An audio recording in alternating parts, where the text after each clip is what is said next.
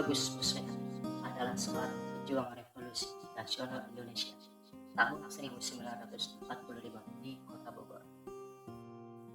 Pada tanggal 25 Desember 1945, Kapten Muslihat bersama pasukannya melakukan penyerangan ke markas-markas yang diduduki tentara Inggris dan sekutu. Namun sayangnya, nyawa Kapten Muslihat gugur di pertempuran saat itu. Sebelum kita bahas lebih lanjut kisah heroik seorang Kapten Muslihat, beginilah awal mula kehidupan Kapten Muslihat. Kapten Tubagus Muslihat lahir di Pandeglang, Banten pada tanggal 26 Oktober 1926. Tubagus sendiri merupakan gelar kebangsawanan suku Banten yang disematkan secara turun-temurun kepada keturunan Sultan Banten untuk pihak lelaki. Ayah Kapten Muslihat adalah Tubagus Johanuddin, seorang kepala sekolah rakyat yang dipindah tugaskan dari Jakarta ke Bogor. Kapten Muslihat sempat bekerja di Bosbou Crop Station atau Balai Penelitian Kehutanan. Baru beberapa bulan bekerja, Jepang datang dan menduduki Indonesia pada tahun 1942. Pada masa kependudukan Jepang, ia bekerja sebagai juru rawat di Rumah Sakit Kedung Halang. Ketika Jepang membutuhkan para pemuda untuk dijadikan perwira pembela tanah air atau disingkat PETA, Kapten Muslihat ikut mendaftar. Usai diterima, beliau diangkat sebagai calon komandan kompi. Saat bergabung di PETA, Kapten Muslihat berkenalan dengan Ishak Duarsa, Abu Amar, Bustomi, dan pemuda lain. Siapa yang menyangka dan siapa yang menduga setelah mereka bertemu, mereka kemudian saling berbincang yang akhirnya menimbulkan semangat nasionalisme. Ketika Indonesia sudah merdeka, Indonesia masih sebelumnya sepenuhnya bebas dari penjajah. Tentara Inggris datang ke Kota Bogor dan mencoba merebut istana yang saat itu dijaga ketat oleh para pemuda Bogor.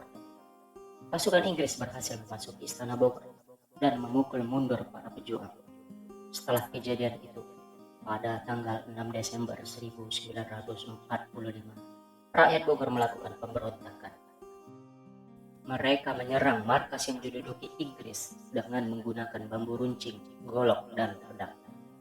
Kemudian pada tanggal 25 Desember 1945, Kapten Muslihat bersama pasukannya melakukan penyerangan ke markas-markas yang diduduki tentara Inggris dan sekutu.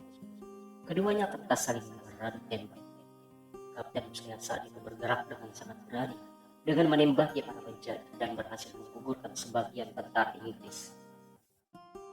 Namun sayangnya, tatkala di tengah sedang berjuang melawan tentara Inggris, tiba-tiba sebuah timah panas menembus perut Kapten Muslihat. Kendati demikian, semangat perjuangannya tidak runtuh. Ia tetap berdiri dan menembaki para penjajah. Namun setelah timah panas kedua mendarat di pinggang, akhirnya Kapten Muslihat tumbang. Kapten Muslihat gugur di usia yang terbilang masih sangat muda. Beliau gugur syahid di usia 19 tahun. Untuk mengenang jasa-jasanya, pemerintah Kota Bogor mengabadikan nama Kapten Muslihat sebagai nama jalan utama di Kota Bogor, yaitu Jalan Kapten Muslihat.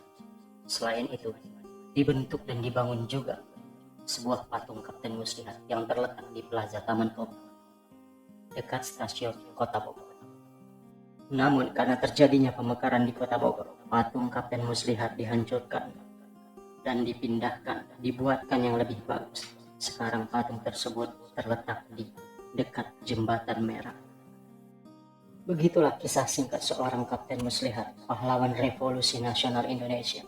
Semoga muda-mudi saat ini semakin membara semangat nasionalisme juang untuk membela tanah air.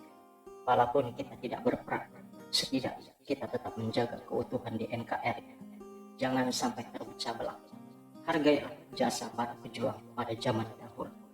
Terima kasih telah menonton video ini.